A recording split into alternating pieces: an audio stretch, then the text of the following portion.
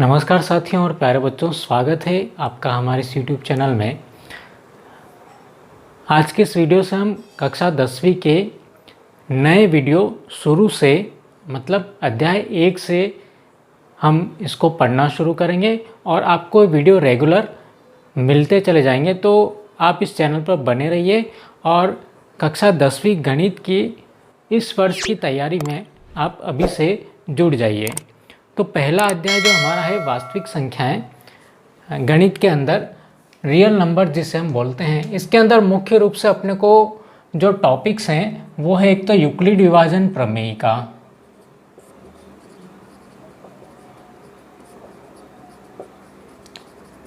दूसरा इससे हम आगे बढ़ें तो अगला जो टॉपिक मिलेगा अपने को अंकगणित का आधारभूत प्रमेय,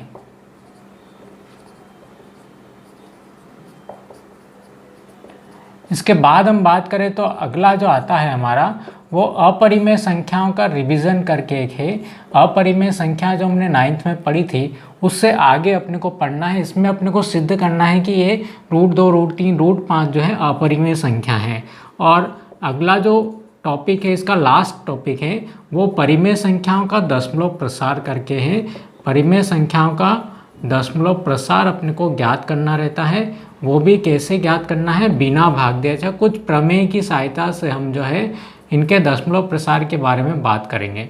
तो मुख्य रूप से 4 टॉपिक हैं। अब यूक्लिड विभाजन प्रमेय का से हम किन्हीं भी 2 संख्याओं का एचसीएफ निकालते हैं और अंकगणित का आधारभूत प्रमेय मतलब गुणनखंड विधि जिसे हम बोलते हैं अभाज्य गुणनखंड विधि से हमको एचसीएफ और एलसीएम निकालना इसके अंदर रहता है। यहाँ पर √2, √3, √5 और कुछ संख्याएं जैसे 6 + √2 है, इनको सिद्ध करना रहता है कि ये अपरिमेय संख्याएं हैं। और यहाँ पर जो अपना रहेगा कि ज्ञात कीजिए कि जो संख्या दे रखी है इसका दशमलव प्रसार किस प्रकार का है, बिना भाग दिए अपने को ज्ञात करना है। तो मुख्य रूप से 4 टॉपिक इस अध्याय के अंदर अपने को पढ़ना है और इनके बारे में हम जो है लगातार वीडियो आपको मिल जाएंगे और इनको हम जो है हल करना शुरू करेंगे। लेकिन उससे पहले हम चलते हैं जो हमारी वास्तविक संख्या उसके बारे में हम बात कर लेते हैं, क्योंकि हम इसको 9th क्लास में जो हमने पढ़ा है उसी से आगे ये जुड़ा हुआ टॉपिक है।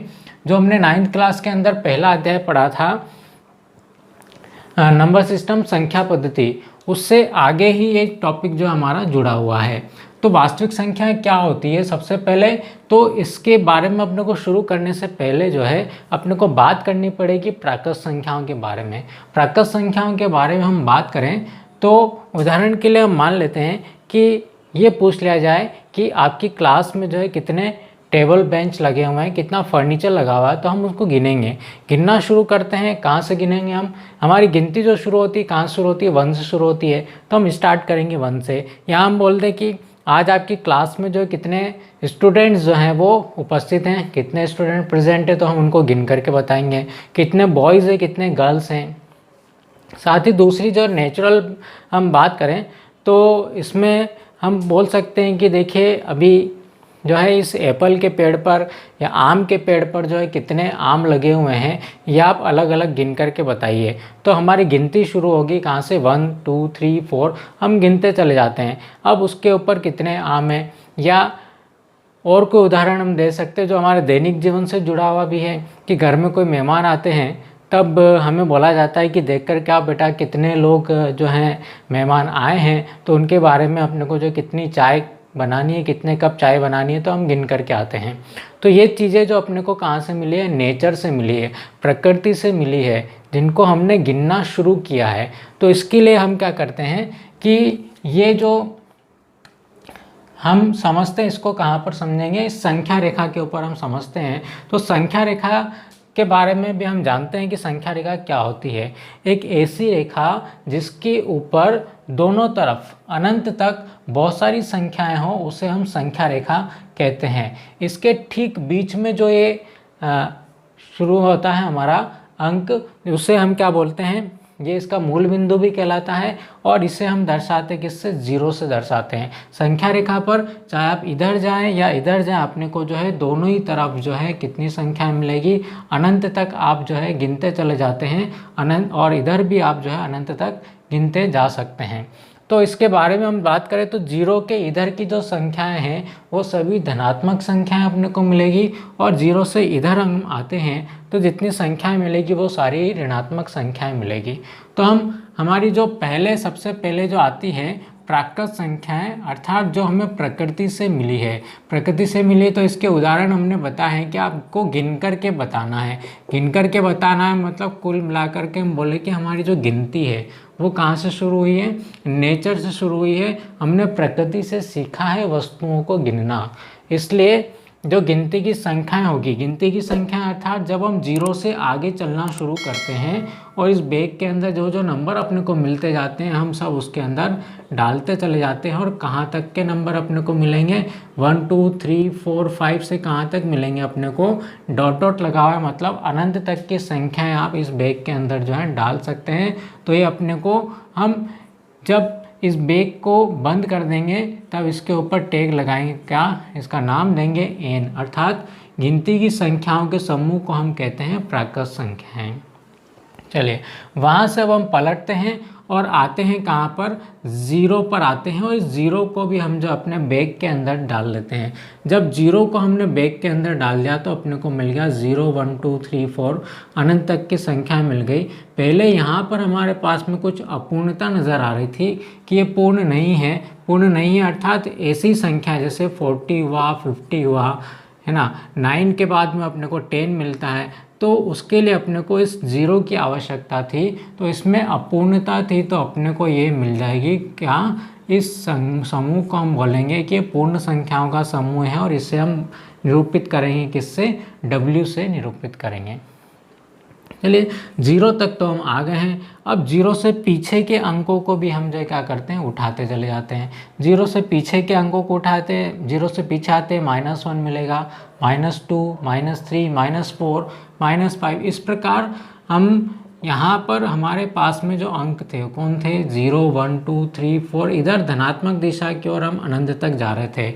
और ऋणात्मक दिशा में भी अपने को कहाँ तक जाना पड़ेगा, -1 लिया हमने, -2 लिया, -3। इस प्रकार हम ऋणात्मक दिशा में भी जो है इसके अनंत तक जाते हैं। तो इन्हें हम पूर्णांक बोलते हैं। पूर्णांक का मतलब होता है जो पूरा हो, जो अंश बटे हर में नहीं हो, जो दशमलव में नहीं हो, उसे हम क्या बोलेंगे, पूर्णांक बोलेंगे। अर्थात इन संख्याओं के समूह को जो हम किस नाम से जानेंगे, इसे हम निरूपित करेंगे Z से। और पूर्णांक को जो है बोला जाता है इंग्लिश में इंटीजर बोला जाता है। और ये जो Z शब्द जो आया है वो एक जर्मन शब्द है ज़ेलिन, इससे मिलकर के बना हुआ। ज़ेलिन का मतलब होता है संख्याओं को गिनना, काउंट करना, संख्याओं को गिनना। अर्थात हम यहाँ तक जो है संख्याओं को गिन सकते हैं कि 1 2 3 4 -1 -2 -3, इस तरीके से जो हम संख्याओं को यहाँ पर जो है गिन सकते हैं। तो इस प्रकार हमारे पास में Z मिला। अच्छा, इसके अलावा कुछ और संख्याएं अपने को जो इस संख्या रेखा पर जो है क्या हो गई हैं, संख्या रेखा पर बची हुई हैं।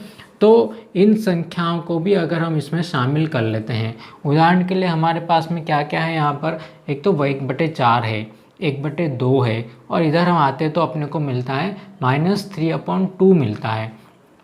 तो हम इनके बारे में बात करें तो 1/2 है, 1/4 है, या फिर -3/2 है। ये सारी संख्याओं के बारे में बात करें, देखिए यहाँ पर जो प्राकृत संख्याएं थी उसके अंदर हमने किसको शामिल कर लिया, 0 को शामिल कर लिया, तो पूर्ण संख्या बन गई। थोड़ा बड़ा समूह अपने को मिल गया। अब यहाँ से लेकर के यहाँ तक अर्थात 0 1 2 3 4 ये क्या था हमारा, ये पूर्ण संख्याओं का समुच्चय था। और इसके अंदर हमने इनको और शामिल कर दिया, ऋणात्मक वाले को, तो हमें क्या मिल गया, ये पूरा जो समूह मिल गया वो क्या मिल गया अपने को, Z मिल गया। यहाँ से लेकर के यहाँ तक हम बोल रहे थे कि ये जो है N है, तो इससे बड़ा समूह ये है, इससे बड़ा समूह हमारा ये है। और इसके आगे की बात करें तो यहाँ पर इस एक को हम देखते हैं, तो एक कहाँ पर है, यहाँ पर भी है, यहाँ पर भी और यहाँ पर भी, सब जगह है। यहाँ पर -3 देखते हैं तो -3 अपने को कहाँ मिलता है, यहाँ मिलता है। 2 अपने को कहाँ मिल जाएगा, यहाँ मिल जाएगा। यहाँ तो है ही सही, यहाँ पर भी है, लेकिन हमारा इसके अंदर भी मिलेगा। अर्थात यहाँ पर जो है अंश बटे हर के रूप वाली जो संख्याएं हैं, जिसे हम बोल रहे हैं कि अंश बटे हर है, तो ये अंश कहाँ से लिया गया है, देखिए अंश भी हमारा पूर्णांक होगा और हर भी क्या होगा, एक पूर्णांक होगा। तो अंश बटे हर वाली ऐसी संख्याएं, यहाँ पर हम बात करें एक चीज़ की ओर कि इसे अंश बटे हर वाली संख्याओं को हम भिन्न भी बोलते हैं।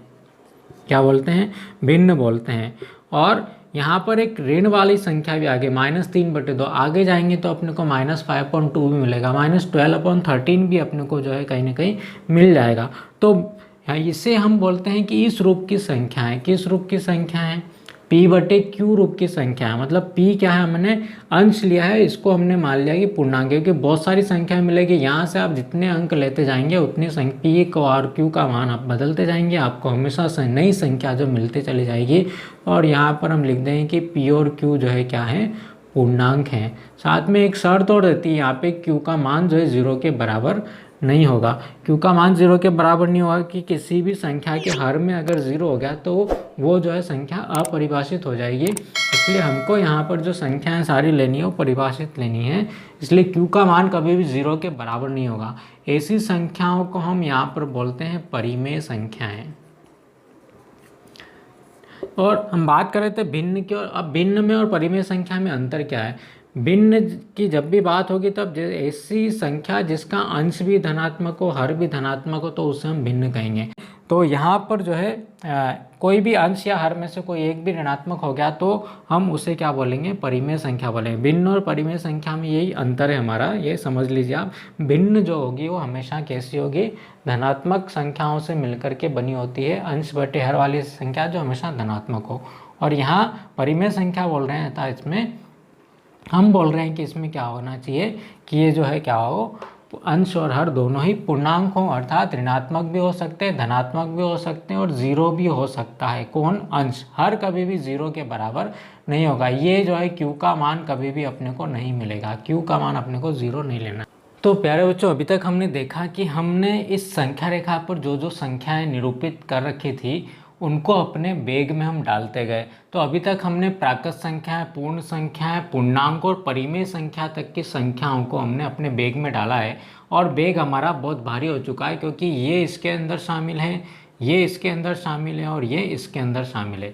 क्या इसके अलावा और कोई संख्याएं हैं जिनको हम इस संख्या रेखा से उठा करके अपने बेग के अंदर डाल सकते हैं? जी हाँ, बिल्कुल सही आपने कहा है। अपरिमेय संख्याएं और होती हैं जिन्हें हम जो है क्या कहते हैं कि ऐसी संख्याएं जिसका वर्गमूल नहीं निकलता है, जैसे √2, √3, √5 हुआ, √7 हुआ, इसके अलावा √10, √12, ऐसी अनंत संख्याएं अपने को मिलेगी जिन्हें हम क्या बोलते हैं? ऐसी संख्याओं को हम अपरिमेय संख्याएं कहते हैं। और जब हम इन अपरिमेय संख्याओं को भी जो है क्या करते हैं? अपने बेग के अंदर डाल देते हैं, तो हमारा जो बेग है ये फाइनली जो है क्या होता है कि इसके अंदर दो तरह की संख्याएं अपने पास में हो गई। कौन कौन सी हो गई? एक तो परिमेय हो गई और दूसरी कौन सी संख्याएं हो गई? अपरिमेय संख्याओं का ये समूह हमने इस बेग के अंदर डाल दिया है। तो इन दोनों को मिला करके, अर्थात परिमेय और अपरिमेय, देखिए परिमेय के अंदर ये सारी संख्याएं हमारी शामिल हो चुकी हैं, इसलिए हम इस परिमेय संख्याओं का समुच्चय जो समूह है ये सबसे बड़ा समूह हमारा कहलाएगा। और इसके अंदर हमने किसको शामिल कर दिया है? अपरिमेय को और मिला दिया है। तो परिमेय और अपरिमेय दोनों को मिला करके हम बोलते हैं वास्तविक संख्याएं। और ये जितनी भी संख्याएं हैं इनको हम इस संख्या रेखा पर निरूपित कर सकते हैं, इसलिए हम इस संख्या रेखा को भी जो है क्या कहते हैं? रियल नंबर लाइन कहते हैं, वास्तविक संख्या रेखा। इसी कारण से इसको कहा जाता है कि ऐसी संख्याएं जो वास्तव में मौजूद हैं, जिन्हें हम संख्या रेखा पर निरूपित कर सकते हैं, दर्शा सकते हैं इन संख्याओं को। इसलिए हमारे इस पहले अध्याय का नाम भी है वास्तविक संख्या, और इन्हीं संख्याओं को अपने को इस पूरे अध्याय के अंदर पढ़ना है। इन वास्तविक संख्याओं को हम अगले वीडियो के अंदर एक फ्लो चार्ट के माध्यम से बहुत ही गहराई से समझेंगे। वीडियो आपको पसंद आया हो तो इसे लाइक कीजिए, अपने दोस्तों में शेयर कीजिए, और चैनल यदि सब्सक्राइब नहीं किया है तो इसे ज़रूर सब्सक्राइब कीजिए। और हाँ, एक बात और, यदि आपको इसे समझने में कोई परेशानी हो तो कमेंट बॉक्स में कमेंट ज़रूर कर दीजिए, ताकि इसको जो है हम अगले वीडियो में समझ सकें। मिलते हैं हम अगले वीडियो में, तब तक के लिए have a nice day, thank you.